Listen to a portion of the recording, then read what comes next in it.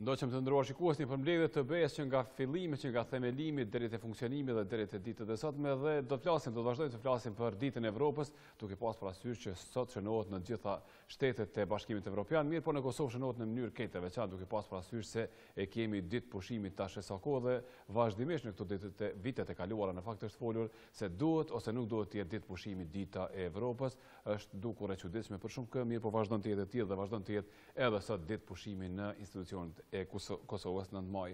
Me Mysafirin e ftuar do të fokusohemi për Evropën e ditën e sotme, për sfidat që presin BE-n në ditët e sotme dhe ne dhe Evropa, Kosova dhe Evropa. Pak a shumë është Avni Mazreku këtu me ne, rektori i Kolegjit ISPE, Mengjesit njëkohësisht njohës si çështjes së integrimeve evropiane. Profesor, po flasim pra për mbledhjen e atë përshkrimin e gjithë situatës që nga vitet e 50-ta deri në ditët e sotme, po ndalim te kjo pushimi në ditën e Evropës për Kosovën. Si ju duket juve kjo? Është mendoj... është një vardisje? është një farë, të themi, manifestim ose artikulimi i këtij vullnetit shumë pro-evropian të kosovarëve, të popullit Kosovës. Ashtu e lexoj.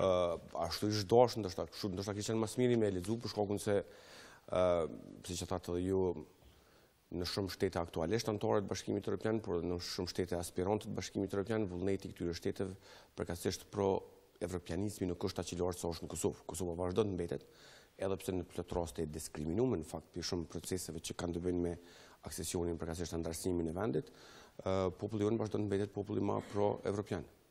Edhe më izoluar në të njëjtën kohë nga Evropa, edhe pse gjeografikisht jemi aty dhe nuk mund të na shmangit. Fatkeqësisht po. Po flasim për Evropën, për rrezikun që i kanoset idesë së BE-s. A u te kalua kjo me zgjedhjet në Francë, profesor?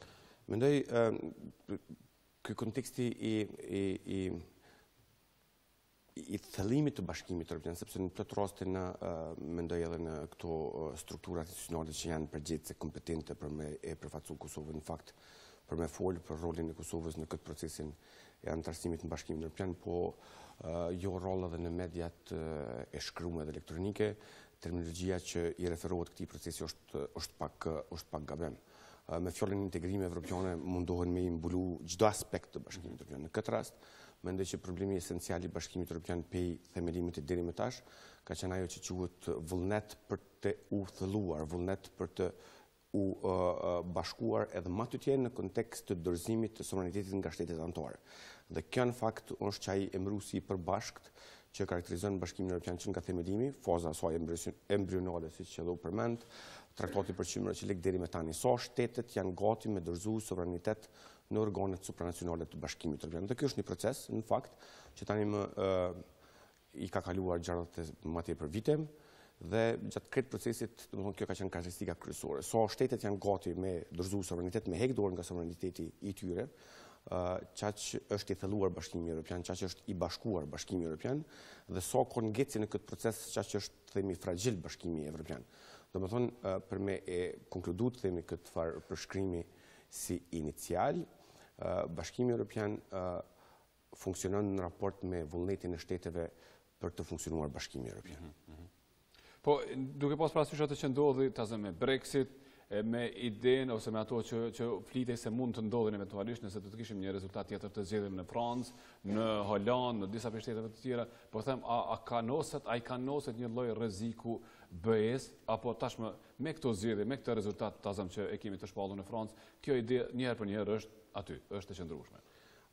Unë personalisht bëj pjesë në grupin e këtyre optimistëve të themi, të idesë Evropës bashkuar. Vetë linja e idesë së Evropës bashkuar ka ardhur si rezultat i domosdoshmërisë së koekzistencës së përbashkët. Një profesor joni po ashtu nga Universiteti i Bremenit që jep mësim në Kolegjin ISPE përmend një fjalë shumë të rëndësishme lidhje me këto, ai thotë Bashkimi Evropian nuk është klubi i dashurumve. Po shtetet nuk janë bashkë për shkakun e dashurisë të madhe që kanë njëri me tjetrin, por shtetet aty janë bashkë për nevojën e koekzistencës përbashkët.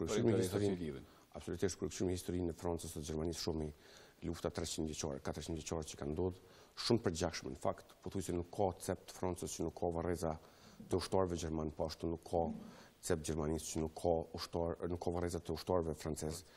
Kjo nuk kupton atë konfliktin e gatë që ka ekzistuar.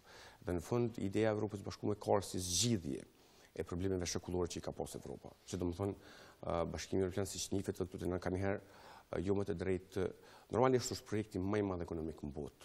Është i pazavendësueshëm aktualisht për aqet 32% të GDP-s nivel bote, është historia më e madhe e suksesit ekonomik, por baza gjenerike e këtij projekti, e kësaj ideje është bashkëpunimi ekonomik, arritja e paqes përmes bashkëpunimit ekonomik.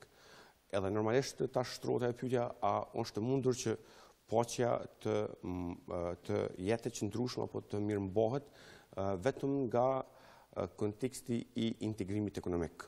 Në ka debat të vazhdueshëm, kur shohim kronologjinë traktuale të Bashkimit Evropian, shohim tendenca edhe për sa i përket integrimit apo bashkimit politik, por edhe të fushave të tjera.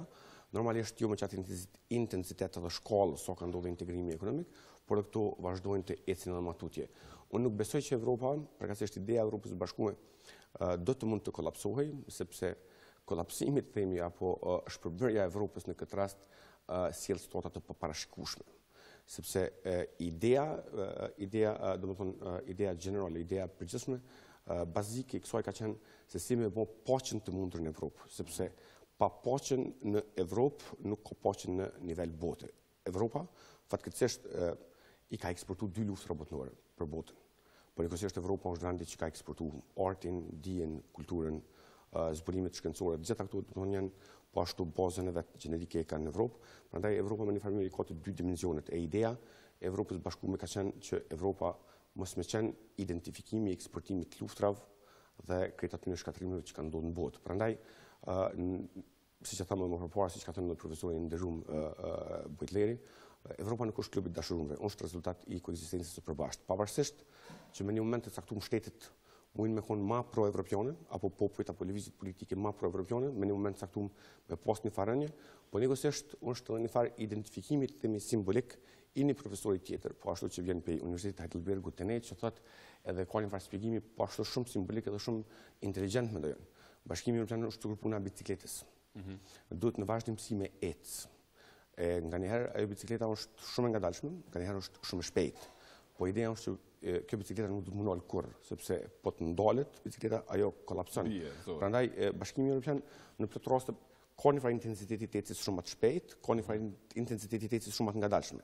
Nëse morëm për shembull vitin 58-92, nuk ka pas asnjë traktat për 34 vite, që i bën ka pas një ngecje në kontekst të thellimit, edhe të zgjerimit të Bashkimit Evropian, për shkakun e raporteve që kanë qenë në botë, po për shkak të vullnetit të shtetit. Nga vitin 92 deri në vitin 2002 kemi 3 traktate. Në fakt është intensitet enorm i thellimit të Bashkimit Evropian. Tani nga viti 2002 kemi një farë themi rënje, dështon kushtetuta e Bashkimit Evropian, si rezultati i 2 referendumeve që ndodhin në Francë dhe edhe në Holand, edhe kemi zavendësimin themi të tekstit të kushtetutës me Traktatin e Lisbonës.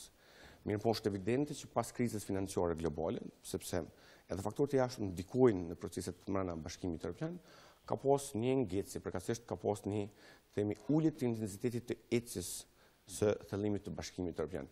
Por asnjëherë kjo bicikleta themi nuk është nol, vazhdon. Tash kur ne po folëm, vazhdon të diskutohet se cilat janë metodat, mënyrat e më të tjeshme të ecjes së këtij projekti.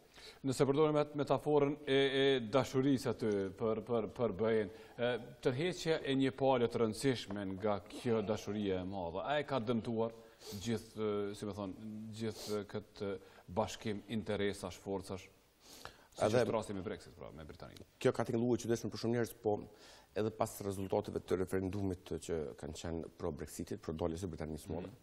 Unë po dhe mjaft kolegë të me në fakt që merremi me këto çështje, ende nuk jemi të bindur se Brexiti do të ndodhë realisht. Edhe so për informatë qytetarëve mendoj është më rëndësi referendumet ose drejta referendumeve për çështje të caktuara që kanë të bëjnë me Bashkimin Evropian janë përdorur nga shtetet e tjera. Franca ka qenë një pjesë shteteve themeluese të Bashkimit Evropian dhe ka përdorur referendumin për kushtetutën e BE-s, që në fakt ka rezultuar negativ. Holanda që konsiderohet një nga shtetet më pro-evropiane, po ashtu në Holandë atë kohë ka rezultuar referendumi për kushtetutën negativ, edhe pse gjithë që ditë në fakt sepse gjithë skena politike, gjithë klasa politike, pozitë dhe opozitë në Holandë në atë kohë kanë bërë kampanjë pro kushtetutës së Bashkimit Evropian, që është halon më e çuditshme edhe në vitin 2007 referendumi në Irlandën e Veriut ka rezultuar negativ për Traktatin e Lisbonës, por u ripërsërit në referendumi i dytë dhe masanena u arrit aja aprovimi themi popullor i Traktatit të Lisbonës. Këto nuk janë barabartë themi me Brexitin që ka ndodhur atje. E para Brexiti ka qenë këgja që di se vetë ata që e kanë përdorur në këtë rast ish kryeministri Britanës që e ka përdorur elementin e Brexitit e ka përdorur më tepër për profit elektoral, se sa në fakt ai ka dashur me ndodhë, sepse vetë ish kryeministri zoti David Cameron bëhet njëri prej lobuzëve kundër Brexitit në Britaninë e Madhe. Tash kemi situatën në Britaninë e Madhe kur janë thirrë zgjedhjet e reja të jashtëzakonshme që do të mbahen në qershor.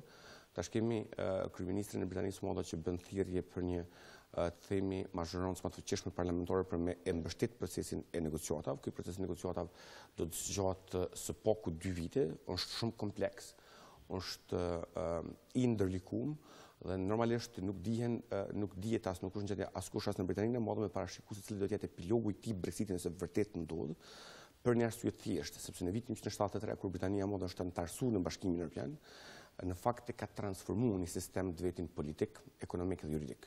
Që ose vetëm flasim për sistemin ekonomik të Britanisë së Madhe, të asoj kohë, doktrina e zonjës Thatcher ka qenë që industria rond duhet të mbyllen të gjitha minierat dhe duhet të orientohet në një sistem tjetër ekonomik që i përshtatet kësaj që Britania e Madhe tash bëhet pjesë e Bashkisë Ekonomike Evropiane në atë kohë. Në atë kohë shtyhet Bashkia Ekonomike Evropiane. Sa i përket sistemit politik e dim që antarësia e Britanisë së Madhe në Bashkimin Evropian i ka ulë tensionet në Irlandën e Veriut, i ka ulë tensionet me Skocin dhe ka rrinë një farë ekuilibrimit të zhvillimit ekonomik në gjithë Britaninë e Madhe.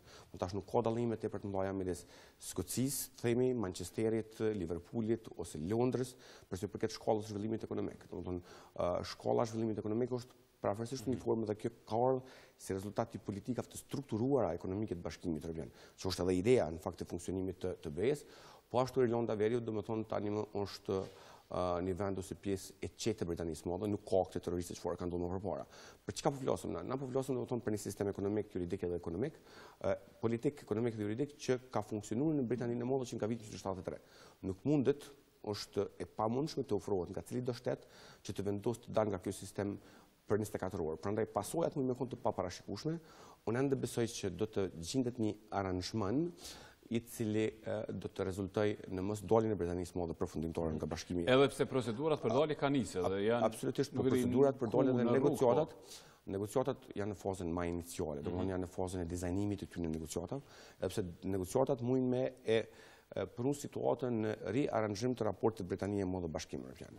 Për hir të së vërtetës, Britania e Madhe ka qenë njëra prej shteteve që shumë politika të Bashkimit Evropian ka qenë më rezistente, sikur çështja e lëvizjes lirë të njerëzve, për shembull, Britania e Madhe aplikon politikat e tjera të migracionit, po ashtu për sa i përket participimit të Britanisë së Madhe në zonën në Eurozonë, edhe shumë drejtimet e tjera, sepse vazhdimisht Britania e Madhe ka konsideruar veten jo si pjesë e kontinentit ashtu siç të Churchilli në fakt në vitin 1945, 46, në valin Sure, mirë po na jemi ishullej, na jemi diçka pak më ndryshe.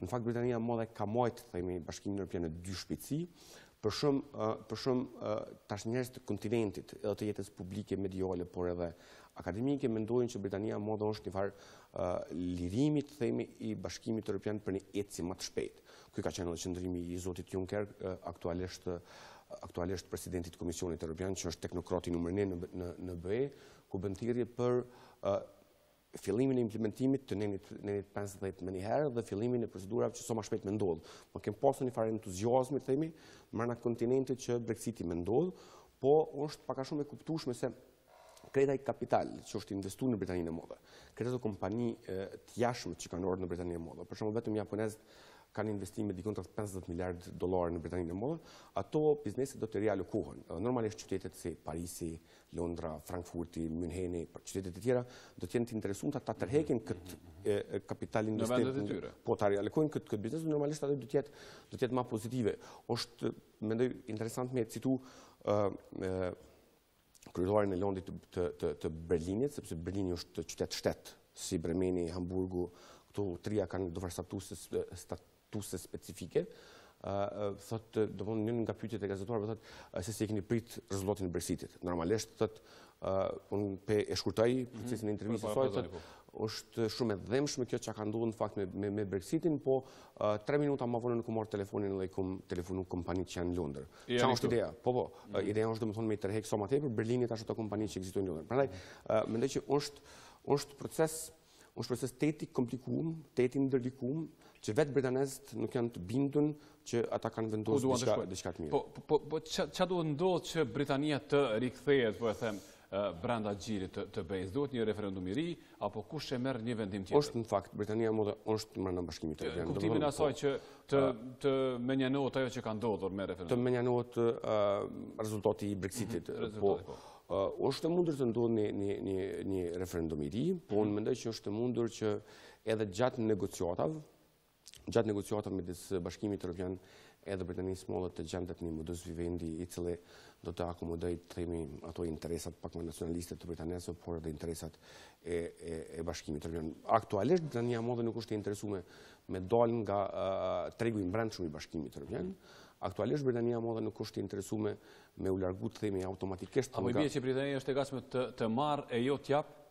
Pak a shumë? Po është pak zërë me thonë ato për shkakun se Britania Madhe po ashtu është një nga kontribues kryesor financiar të Bashkimit Evropian. Këto mendoj është edhe kur e këshirmi strukturën e njerëzve që kanë votuar për Brexitin në Britaninë e Madhe kanë qenë njerëz të mosha më të shtyme, s'po kështu është thonë nga këto hulumtime të opinionit publike dhe ka qenë kryesisht nga njerëz të zonave rurale. Domethënë flasim për një element të njerëzve që integrimin evropian në përgjithësi, idenë e Evropës bashkume dhe idenë që sovraniteti britanez, themi, me u bart në Bruxelles e kanë të pamundur me e kuptu. Mirë po, në fakt na flasëm për vitin 2016-2017, jemi tashmë në kuartelin e parë të shekullit 21. Idetë e atij sovranitetit, themi, absolut ose mbi sovranitetit dhe idesë ka dominues në nivel bote të një shteti evropian janë të perënduara. Bashkimi Evropian në fakt edhe shtetet anëtare të Bashkimit Evropian të gjitha së bashku përbëjnë faktor global, përbëjnë 32% të GDP-s në nivel bote. Po asnjëri nga shtetet e Bashkimit Evropian nuk është faktor global si vetëm. Edhe Gjermania si ekonomia më e fuqishme nënkupton një pjesë të vogël të kryqëzimit të Kinës. Edhe Gjermania si shteti më i fuqishëm ekonomikisht edhe me numër më të madh banorëve, prapë në nivel global nuk paraqet diçka të rëndësishme. Po Gjermania bashkë me Britaninë e Madhe dhe Francën është faktori më i pak kontestuar në nivel bote. Edhe tash na ku jemi. Në fakt bota ka jetuar prej vitit 49 spaku e deri në rënien e murit Berlinit në një farë bote që quhet botë bipolare, e dy poleve. Nga ata të nënta mrapa, domethënë për një 2 dekada, 3 dekada, na e kem jetu periudhën e botës unipolare, domethënë ku statusi i superfuqisë i nifet vetëm Shtetet Bashkuara të Amerikës. Por tash na jem ka rrëshqosur ka një farë bote multipolare. E në çdo botën multipolare, Bashkimi Evropian për me pas një vend në nivel global, apo duhet patjetër me kon bashk, edhe kjo në fakt është arsyeja pse krijohet politika përbashkë të jashtme e sigurisë së BE-s. Profesor, jashtëzakonisht interesante kjo temë dhe ndalim shumë te Brexiti, duke pas parasysh se ju keni një qasje krejt ndryshe nga shumë të tjerë që flasin të paktën në Kosovë. Ju po thoni që ka gjasa për të ndodhur ajo që e thatë deri tash. Po du ndajmë te diçka, ne edhe BE-ja, Kosova dhe BE-ja e di që jemi shumë larg atyre proceseve, po flasim për një proces tjetër me që edhe do të lidhemi në lidhjen e mëpasme të drejt për drejt, faktikisht për liberalizimin e vizave dhe po flitet shumë në këto vite të fundit për liberalizimin e vizave dhe për demarkacionin që është aty si kushti tashmë pothuajse i vetëm, paktën kështu po na thuhet. Edhe për diçka që u tha dje që nëse kalon demarkacionin na duhen 90 ditë, mandej pak a shumë kjo u demantua nga apostollava që është këtu që tha nuk është e sigurt edhe nëse kalohet se na duhen 90 ditë. Çfarë po ndodh realisht?